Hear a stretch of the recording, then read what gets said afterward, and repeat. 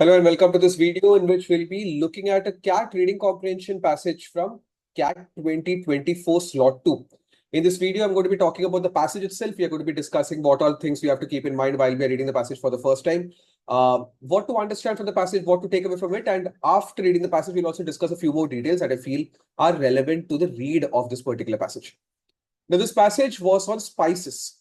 And the very first paragraph, as usual, sets the precedent of what the topic of discussion is going to be. In fact, the second sentence kind of tells us exactly what the author wants to talk about, which is that there is a complex chain of relations, yet consumers had little knowledge of producers and vice versa.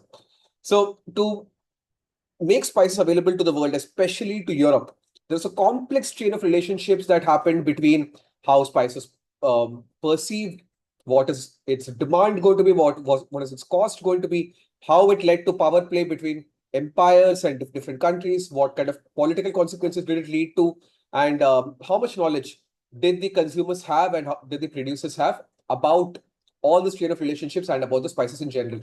This is what the passage is about. In the second paragraph, again, the very first sentence kind of tells us that the origins, methods of transportation, the prices, but less about the demand, which means that the author is speculating that why was there such a huge demand of spices. That is what the author is going to speculate about, and that is what the author is saying, that we can understand how spice trade happened. But where did the demand come from? We don't know. So that is what the author is saying, but the author is also saying that the demand was still high. Third paragraph, again, first sentence tells us exactly what the author is going to talk about here, that why were spices so highly priced, what all reasons contributed towards it. It is giving three main reasons. Number one, it keeps meat from spoiling in the ages where there was no refrigerator. So to maintain and preserve meat, you need spices. Then the author is also talking about the fact that spice was used in medicinal context, and also because it provides balance to food. So there are three reasons given in this paragraph as to why people liked spice, had demand for spice, and why it was so highly priced, why it was so expensive. And that point the author is making in this paragraph. Next paragraph, the author is going to talk about where spices came from was known in a vague sense centuries before the voyages of Columbus. So it was known in a vague sense where do spice come from? Where do the spices come from? But then people were not very aware of exact nature of from which countries it was actually procured. It was only known in a vague sense. And next paragraph continues on with this thought that geographical knowledge of the different places had a lot to do with the way that spices are perceived. Again, in the very first sentence, the author is talking about how spices are perceived and what kind of allure they had, depended upon whether you had geographical knowledge of the world or not. And he's giving us an example of a kind of a superstition, I would say, although I shouldn't call it a superstition, but rather a rumor, a myth that people had about how pepper was actually harvested. And that the author is giving us an example of telling us that how people did not have geographical knowledge and they had a very vague sense of understanding of where spices came from. And last paragraph, the author is continuing to talk about the allure of spices not being as high as gold or silver or a few other things, a few other commodities like indigo, sugar, tobacco, which was highly sought after. But then people valued spice very highly still till the end of the Middle Ages. So it was still considered to be a very prized commodity, so much so that it influenced a lot of major political happenings in the world. And the author is giving an example of the purchase of New York. So this is what the passage is about. This passage, if you have understood all of this in one read, then I'll say that this passage, a few more things to know about them is that about it is that the word count is 517. About average, maybe slightly above average in terms of word count, but nothing on the fancy.